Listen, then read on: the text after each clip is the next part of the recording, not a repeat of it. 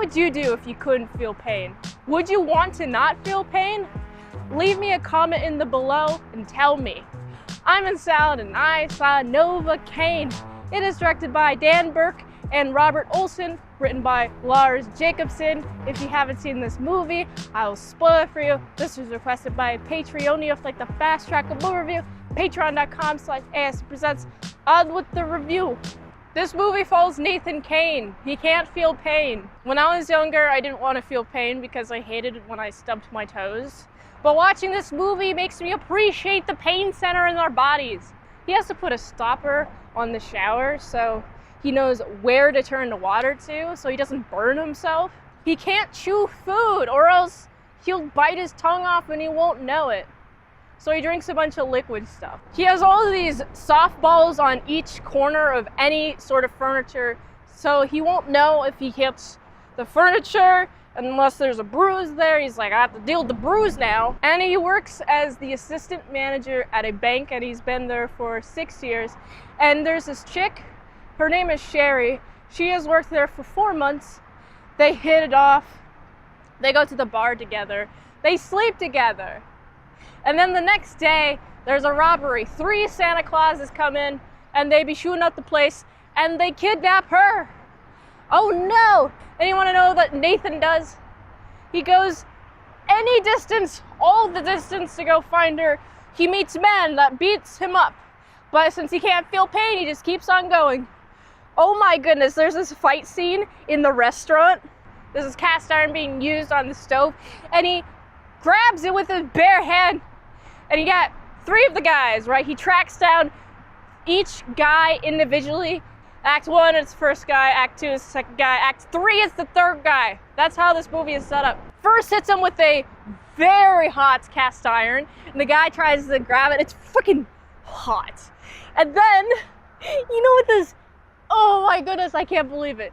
Throws the gun in the grease oil, and Nathan puts his hand in the grease oil to grab the gun and shoots him dead. And he's like, oh my goodness, I can't believe I killed a person. He runs off, goes, finds the other guy, and then they have a big old fight. And I like how the camera goes, goes turn whenever Nathan is being flipped, and oh boy, he gets beat up a lot. The movie goes the distance with the premise, and further the distance. Each and every time he gets hurt, I'm like, oh no! And then I'm like, oh, he can't feel pain, he doesn't know that all of his bones are broken. Am I getting hit by mosquitoes? I feel like a good bit. Oh yeah, by the way, this is Jack Quaid. He's Huey from The Boys. So if you like him, you should definitely check this out. I think he fits the role really well. He does like a really good dorky character that can stand up for himself whenever it's necessary. Just kind of like how Huey was in The Boys. He goes to the final brother, and he discovers that Sherry is the sister. She's the sister of all of those robbers. Sherry's mad at the brothers for getting the manager of the bank killed. He's a nice guy. And they're like, huh, what? We don't care. We just got the bag. And they rob a place for what, like 100 grand? That's not enough. That's not enough money. Come on. That's like 5 years of somebody working for $20K a year. That's only 5 years of work for people making that. And that's below the poverty line. But they're a criminal family. She used to steal cars. She likes Nathan. And so when Nathan discovers this, he's so distraught. He's like, oh, it all makes sense now. Oh no. And then they have a big old fight. Sherry gets in a word. Luckily, they get it hashed out. My least favorite trope, not because it's bad, but because I feel so much emotion from it, and I'm uncomfortable with how much emotion I feel whenever this trope comes up. When we have the main character, he discovers that the person he was going after, like to save, was actually in on it. It's like complete betrayal. I'm like, oh no!